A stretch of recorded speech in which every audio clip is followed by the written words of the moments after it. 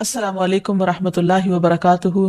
ناظرین، آج ہم پروگرام دعا کیجیے کے ساتھ آپ کی خدمت میں حاضر ہیں، اور ہم انشاءاللہ رزق کی کشادگی کے بارے میں دعاؤں کے متعلق بات کریں گے۔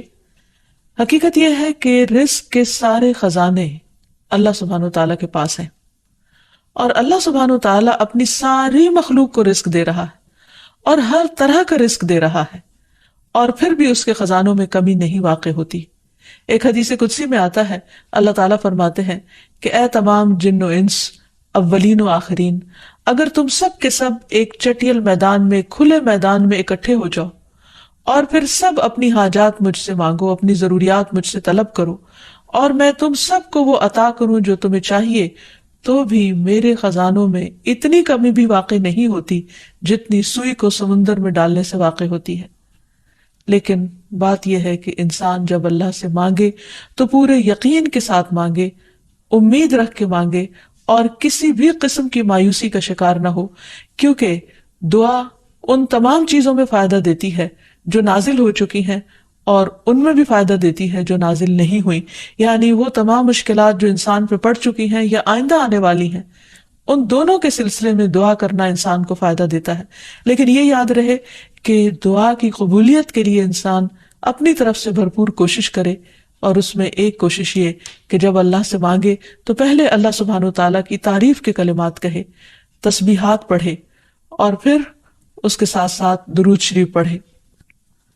جہاں تک رزق کا تعلق ہے تو اس سلسلے میں یہ یاد رہے کہ رزق کا تنگ کرنا اور کشادہ کرنا یہ صرف اللہ سبحانہ وتعالیٰ کے ہاتھ میں ہے۔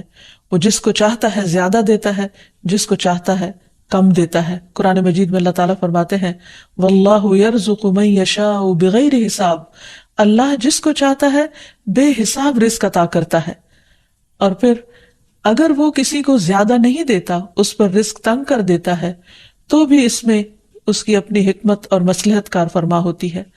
بعض لوگوں کو رزق کی زیادتی نقصان دیتی ہے، اور بعض لوگوں کو رزق کی کمی فتنے اور مشکل میں ڈال دیتی ہے کہ ان کے ایمان جانے کا خطرہ ہوتا ہے۔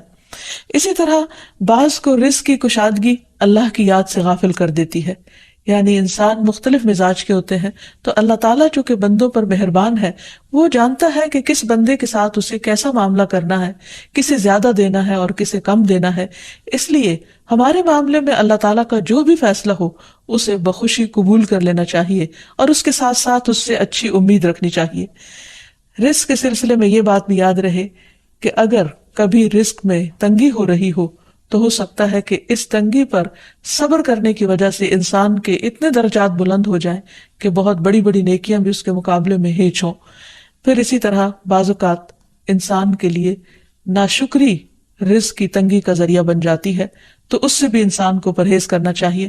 خواہ انسان کے پاس تھوڑا ہی ہو تو بھی اس پر اللہ تعالیٰ کا شکر ادا کرنا چاہیے، کیونکہ اللہ تعالیٰ کا وعدہ ہے لَإِن شَكَرْتُمْ لَأَزِيدَنَّكُمْ، اگر تم شکر ادا کرو گے تو میں تمہیں اور زیادہ عطا کروں گا، کیونکہ ہر انسان جس کے پاس جتنا بھی ہے وہ عموماً کمی کا رونا روتا رہتا ہے۔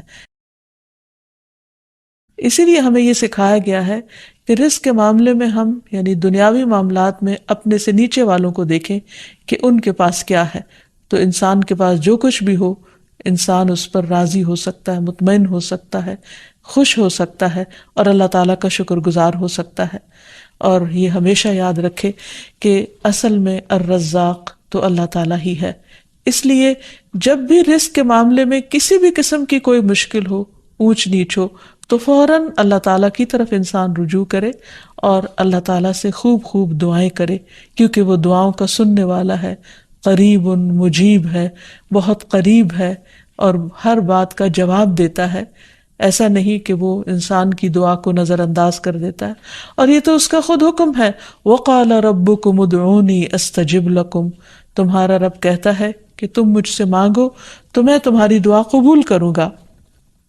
تو ہمیشہ ہمیں یہ یاد رکھنا چاہیے کہ رزق کی کنجیاں اللہ تعالیٰ کے پاس ہیں۔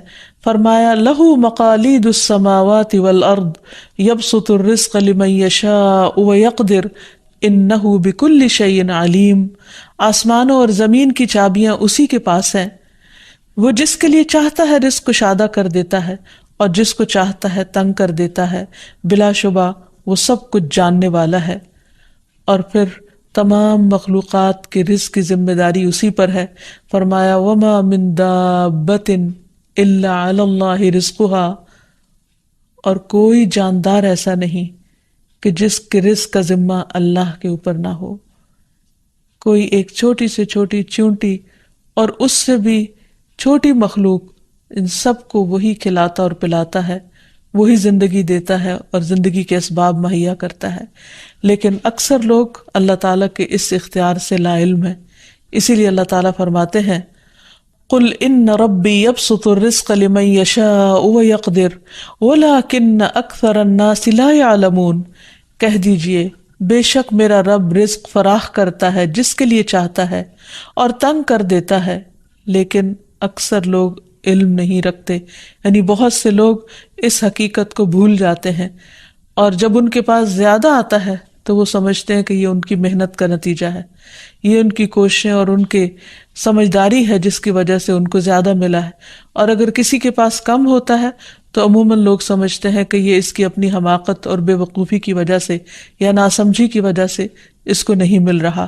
حالانکہ بعض اوقات اللہ سبحانہ وتعالی انتہائی ناسمجھ لوگوں کو بھی بہت کچھ عطا کر دیتا ہے، اور بعض اوقات بہت زیادہ پڑھے لکھے سمجھدار عقل مند لوگ اپنے 2 وقت کے کھانے کے لیے بھی پریشان ہوتے ہیں. حقیقت یہ ہے کہ اللہ سبحانہ وتعالی جسے چاہے خوب نوازے، اور دینے سے اس کے خزانوں میں کوئی کمی واقع نہیں ہوتی، اور یہ اس کی اپنی مشیت اور اس کی اپنی چاہت ہے. وہ چاہے تو اپنے نافرمانوں کو بہت کچھ دے دے.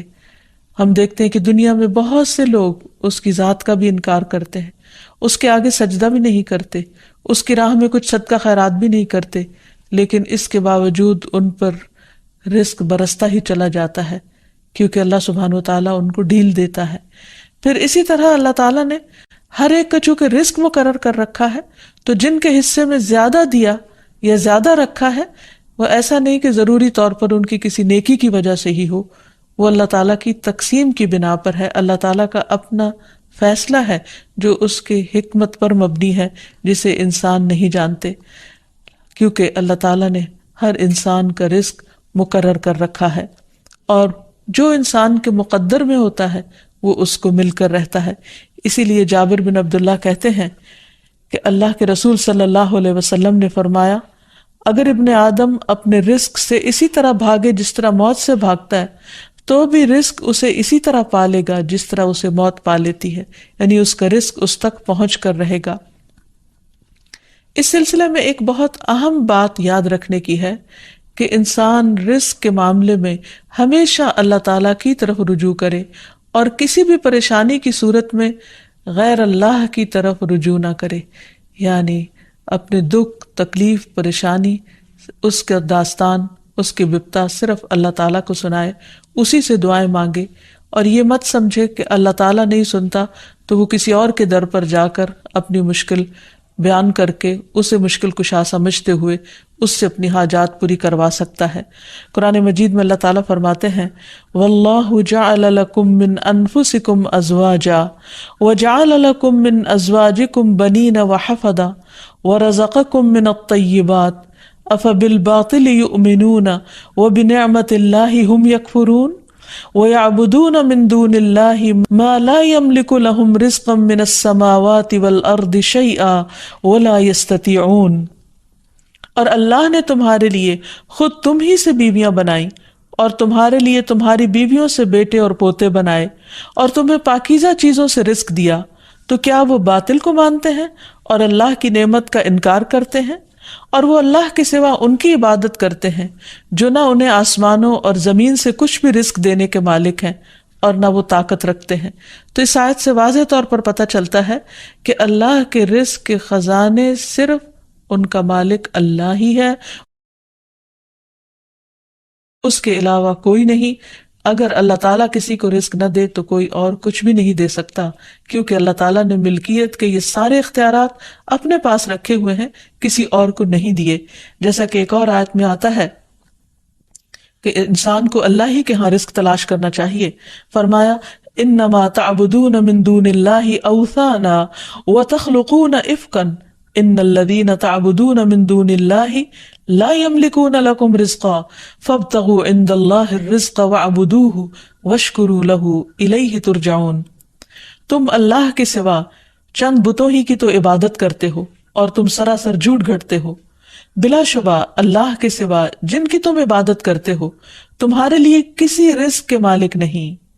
سو تم اللہ کے ہاں ہی رزق تلاش کرو اور اسی کی عبادت کرو اور اس کا شکر کرو, اسی کی طرف تم لوٹائے جاؤ گے.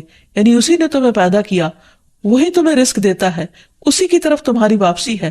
اس لیے تم نہ اللہ کے سوا کسی اور کی عبادت کرو اور نہ ہی اس کے آگے ہاتھ پھیلاؤ اور نہ اس سے توقع رکھو کہ وہ تمہیں کچھ دے گا, بلکہ اس کے مقابلے میں پورے یقین کے ساتھ اللہ تعالیٰ سے ہی مانگتے رہو. کیونکہ نبی صلی اللہ علیہ وسلم نے فرمایا, کوئی شخص اس طرح دعا نہ کرے کہ اے اللہ اگر تو چاہے تو مجھے روزی دے, بلکہ پختگی کے ساتھ سوال کرے, پورے عزم کے ساتھ سوال کرے, کیونکہ اللہ جو چاہتا ہے کرتا ہے اور اس پر کوئی جبر کرنے والا نہیں ہے. اور جب بندہ اللہ سے رزق مانگتا ہے تو اللہ تعالیٰ اس کو عطا کرتا ہے. نبی صلی اللہ علیہ وسلم نے فرمایا, جب تم اللہم ارزقنی کہو گے تو اللہ تعالیٰ فرمائے گا میں نے رزق دینے کا فیصلہ کر لیا. یعنی جب تم کہو گے کہ اللہ مجھے رزق دے تو اللہ تعالیٰ تمہیں جواب دے گا کہ ہاں میں تمہیں رزق دوں گا. اس لیے اس حوالے سے مکمل طور پر اللہ سبحانہ وتعالیٰ پر بھروسہ کرنا چاہیے, اللہ تعالیٰ کا تقوی کرنا چاہیے, یعنی اللہ تعالیٰ سے ڈرتے رہنا چاہیے اور رزق کی تلاش میں حرام راستے اختیار نہیں کرنے چاہیے, کیونکہ اللہ سبحانہ وتعالیٰ کا وعدہ ہے وَمَن يَتَّقِ اللَّهَ يَجْعَل لَّهُ مَخْرَجًا وَيَرْزُقْهُ مِنْ حَيْثُ لَا يَحْتَسِبُ.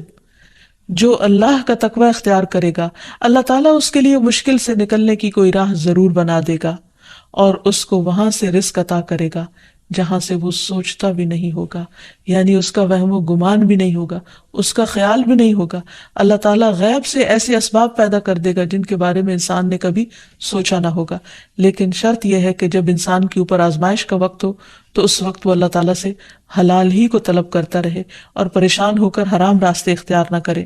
اللہ تعالیٰ کا وعدہ ہے کہ اگر کوئی اللہ سے ڈرتا ہے, اللہ کی اطاعت کرتا ہے, اللہ کی نافرمانی سے بچتا ہے, تو پھر ایسی صورت میں اللہ تعالیٰ اس پر آزمائش کے ختم ہونے کے بعد آسمان و زمین سے برکتوں کے دروازے کھول دے گا. فرمایا وَلَوْ أَنَّ أَهْلَ الْقُرَىٰ آمَنُوا وَاتَّقَوْا لَفَتَحْنَا عَلَيْهِمْ بَرَكَاتٍ مِّنَ السَّمَاءِ وَالْأَرْضِ. اور اگر یہ بستیوں والے ایمان لے آتے اور اللہ کا تقوی اختیار کرتے تو ہم ان پر آسمان اور زمین کی برکتوں کے دروازے کھول دیتے.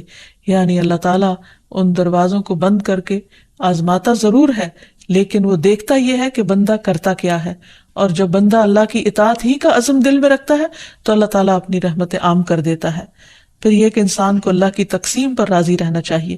اگر اپنے سے زیادہ کسی کو ملا ہے تو اس پر حسد نہیں کرنا چاہیے, اور اگر اپنے سے کم کسی کے پاس ہے تو اس کے اوپر اس کو حقیر نہیں سمجھنا چاہیے, بلکہ انسان کی قدر کرنی چاہیے اور ہمیشہ یہ سوچنا چاہیے کہ اس کو مجھ سے زیادہ دینے والے کو بھی دینے والا رب ہے, مجھے بھی میرے رب نے ہی دیا ہے, اور جس کے پاس کم ہے اس کا بھی مالک وہی ہے.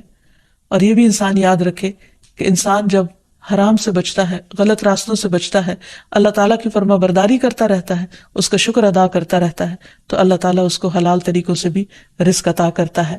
حدیث میں آتا ہے کہ رزق کی تلاش میں میانہ روی اختیار کرو, یعنی بہت ڈیسپریٹ نہ ہو جاؤ, اللہ تعالیٰ ضرور دروازہ کھولے گا. کہیں ایسا نہ ہو کہ رزق کا مؤخر ہونا یعنی ڈیلے ہونا تمہیں اس بات پر اکسا دے کہ تم اللہ تعالیٰ کی نافرمانیاں کرنے لگو, یعنی نافرمانی کے ذریعے اس کا رزق تلاش کرو. یاد رکھو جو کچھ اللہ تعالیٰ کے پاس ہے وہ اس کی اطاعت سے ہی حاصل کیا جا سکتا ہے. اور اس سلسلے میں خصوصی طور پر استغفار بہت کارآمد ہے کہ انسان اپنے گناہوں کی معافی مانگتے ہوئے اللہ تعالیٰ سے رزق کے لیے دعا کرے.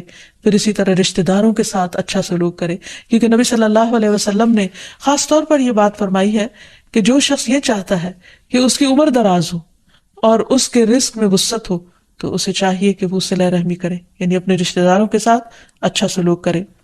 یعنی جس نیکی کا اجر انسان کو دنیا میں بہت جلد مل جاتا ہے ان میں سے بہت اہم نیکی صلہ رحمی ہے, والدین کے ساتھ حسن سلوک ہے.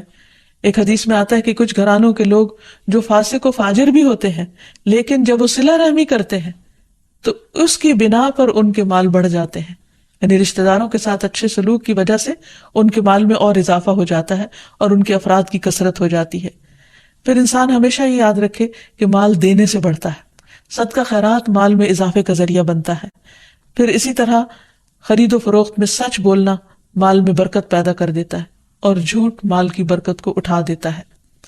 اور پھر خاص طور پر انسان رزق کے لیے دعائیں کرتا رہے، کیونکہ سارے خزانے تو اللہ کے پاس ہیں. وہ جب جس کو جتنا چاہے عطا کر سکتا ہے. اس کے لیے نبی صلی اللہ علیہ وسلم کی سکھائی ہوئی مسنون دعائیں بہت ہی بہترین ہیں. نبی صلی اللہ علیہ وسلم ہر روز صبح فجر کی نماز کے بعد یہ دعا پڑھتے تھے: اللہم انی اسألک علما نافعا ورزقا طیبا وعملا متقبلا. اے اللہ، میں تجھ سے علم نافع، طیب رزق یعنی پاکیزہ رزق اور مقبول عمل کا سوال کرتا ہوں. یعنی ایسے عمل کی توفیق دے جو تیرے ہاں قبول ہو جائے، تجھے پسند آ جائے. اور اس کے ساتھ ساتھ انسان کو حرام سے بچنے کی دعا کرنی چاہیے. اس سلسلے میں آپ صلی اللہ علیہ وسلم نے جو دعا سکھائی وہ ہے: اللہم اکفنی بحلالک عن حرامک واغننی بفضلک عمن سواک. اے اللہ، اپنے حلال کے ذریعے حرام سے میری کفایت فرما، یعنی مجھے اتنا حلال دے کہ مجھے حرام کی ضرورت ہی نہ رہے، اور اپنی مہربانی سے مجھے اپنے علاوہ ہر ایک سے بے نیاز کر دے. یعنی مجھے انسانوں کا محتاج نہ کر، کسی اور کا محتاج نہ کر، صرف اپنے خزانوں سے عطا فرما. پھر اسی طرح خاص طور پر بڑھاپے کی زندگی کے لیے وسعت رزق کی دعا کرنی چاہیے، کیونکہ جب انسان بوڑھا ہو جاتا ہے تو اس کے اعضاء کمزور ہو جاتے ہیں، وہ اپنے لیے خود کچھ کمائی نہیں کر سکتا، وہ دوسروں پر ڈیپینڈنٹ ہو جاتا ہے. تو اس وقت وسیع رزق کی دعا سکھائی گئی. فرمایا: اللہم اجعل اوسع رزقک علی عند کبر سنی وانقطاع عمری. اے اللہ، جب میں بوڑھا ہو جاؤں اور میری عمر ختم ہونے لگے تو میرے رزق کو وسیع کر دے. اور رزق کی دو بڑی قسمیں ہوتی ہیں: ایک وہ رزق جو ظاہری طور پر جسموں کی غذا بنتا ہے یا انسان کی مادی ضروریات پوری کرتا ہے، اور دوسرا روحانی رزق، اور وہ رزق جو انسان کے غم ہم کو دور کرتا ہے، یعنی لوگوں کی محبت اور توجہ، اور خاص طور پر بڑھاپے میں اولاد اور رشتہ داروں کا قریب ہونا، پاس ہونا. یہ انسان کی بنیادی ضرورتوں میں سے ہے. تو انسان جب خود کچھ کرنے کے قابل نہ رہے، ہاتھ پاؤں ہلانے کے قابل نہ رہے، تو عموماً وہ لوگوں پر ایک بوجھ بن جاتا ہے، اور یہ چیز انسان کے لیے بہت پریشانی کا باعث ہوتی. انسان جب جوان ہوتا ہے، بہت کچھ کما رہا ہوتا ہے، تو سب اس کو لک فارورڈ کرتے ہیں، سب اس سے محبت کرتے ہیں، سب اس کے پیچھے جاتے ہیں، کیونکہ اس کی ذات سے لوگوں کو فائدہ پہنچتا ہے. لیکن بڑھاپے میں انسان اس طرح فائدہ نہیں پہنچا سکتا، تو پھر انسان کے لیے پریشانی ہوتی ہے، اور اسے تنہائی کا احساس بھی ہونے لگتا ہے، اور اس کے لیے انتہائی اذیت کے دن ہو جاتے ہیں. وہ اپنے حسین ماضی کو بھی یاد کرتا ہے، کامیاب زندگی کو بھی یاد کرتا ہے، اور اپنے مستقبل کو بھی دیکھتا ہے کہ موت قریب آ لگی ہے. تو ایسے میں یہ دعا بہت فائدہ مند ہے کہ اے اللہ، جب میں بوڑھا ہو جاؤں اور میری عمر ختم ہونے لگے تو میرے رزق کو وسیع کر دے. اور جب انسان کے پاس اپنی ضرورت کا ہوتا ہے بڑھاپے میں بھی، تو انسان یکسوئی کے ساتھ اللہ سبحانہ وتعالیٰ کی عبادت اور زیادہ کر سکتا ہے. اسی طرح اپنے لیے اور اپنی اولاد کے لیے وسیع رزق کی دعا کرنی چاہیے، جیسے ابراہیم علیہ السلام نے دعا کی تھی: ربنا انی اسکنت من ذریتی بواد غیر ذی زرع عند بیتک المحرم ربنا لیقیموا الصلاة فاجعل افئدة من الناس تہوی الیہم وارزقہم من الثمرات لعلہم یشکرون. اے ہمارے رب، بے شک میں نے اپنی کچھ اولاد کو اس وادی میں آباد کیا جو کسی کھیتی والی نہیں، تیری حرمت والے گھر کے پاس، اے ہمارے رب، تاکہ وہ نماز قائم کریں. سو کچھ لوگوں کے دل ایسے کر دے کہ ان کی طرف مائل رہیں، اور انہیں پھلوں سے رزق عطا کر تاکہ وہ شکر ادا کریں. جس میں ہم دیکھتے ہیں کہ ابراہیم علیہ السلام اپنے بچوں کے لیے روحانی رزق کی دعا بھی کر رہے ہیں، جذباتی محبت کی رزق کی دعا بھی کر رہے ہیں، اور پھر اس کے ساتھ ساتھ جسمانی رزق کی دعا بھی کر رہے ہیں جو ہر انسان کی ضرورت ہے، اور اس میں سے بھی بہترین رزق یعنی پھلوں کے رزق کی دعا کر رہے ہیں. کیونکہ انسان کو اللہ تعالیٰ کا صرف رزق ہی نہیں مانگنا چاہیے، بہترین رزق مانگنا چاہیے. یعنی ایک تو سمپل سی دعا ہے اللہم ارزقنی، اور پھر ورزقنا وانت خیر الرازقین، جو سورۃ المائدہ میں اللہ تعالیٰ نے دعا سکھائی ہے، اور ہمیں رزق دے اور تو سب رزق دینے والوں میں سے بہترین ہے. رزق کی تنگی میں خاص طور پر استغفار بہت فائدہ دیتی ہے. یعنی انسان کے گناہ انسان کے رزق کے راستے میں رکاوٹ بن جاتے ہیں. اور آخر میں یہ بات یاد رہے کہ انسان کے رزق میں اکثر اس کے اپنے گناہ رکاوٹ بن جاتے ہیں، اس لیے جب انسان ان گناہوں سے توبہ کرتا ہے، استغفار کرتا ہے، تو اللہ تعالیٰ رزق کے دروازے کھول دیتے ہیں، جیسے اللہ تعالیٰ کا وعدہ ہے۔ قرآن مجید میں آتا ہے، نوح علیہ السلام نے اپنی قوم سے کہا، فَقُلْتُ اسْتَغْفِرُوا رَبَّكُمْ إِنَّهُ كَانَ غَفَّارًا يُرْسِلِ السَّمَاءَ عَلَيْكُمْ مِدْرَارًا وَيُمْدِدْكُمْ بِأَمْوَالٍ وَبَنِينَ وَيَجْعَلْ لَكُمْ جَنَّاتٍ وَيَجْعَلْ لَكُمْ أَنْهَارًا۔ اور کہا کہ اپنے رب سے معافی مانگ لو، بلا شبہ وہ بڑا معاف کرنے والا ہے، وہ تم پر آسمان سے خوب بارشیں برسائے گا اور تمہاری مال اور اولاد سے مدد کرے گا، تمہارے لیے باغ پیدا کرے گا اور نہریں جاری کرے گا۔ تو اس سے یہ پتہ چلتا ہے کہ دنیا میں جتنی بھی راحتیں اور رزق کی قسمیں ہیں، ان سب کی کنجی استغفار ہے۔ تو اس لیے انسان کثرت سے اپنے گناہوں پر توبہ کرتا رہے۔ حضرت حسن بصری کی مجلس میں ایک شخص آیا اور کہنے لگا کہ اس کے ہاں اولاد نہیں، تو انہوں نے اس کو استغفار کا حکم دیا۔ دوسرے شخص نے کہا کہ ان کے ہاں قحط سالی ہے، بارشیں نہیں ہو رہی، تو انہوں نے ان کو استغفار پڑھنے کے لیے کہا۔ تیسرا شخص آیا اور کہنے لگا کہ اس کے رزق میں مشکل ہے، تو انہوں نے اس کو بھی یہی نسخہ بتایا۔ تو ان کی مجلس میں سے ایک شخص نے کہا کہ آپ نے ہر مشکل میں مبتلا شخص کو ایک ہی بات بتائی، ایک ہی وظیفہ بتایا، اور وہ بخشش کی دعائیں کرنے کا۔ تو کہا کہ کیا تم نے سورۃ نوح کی آیت نہیں پڑھی؟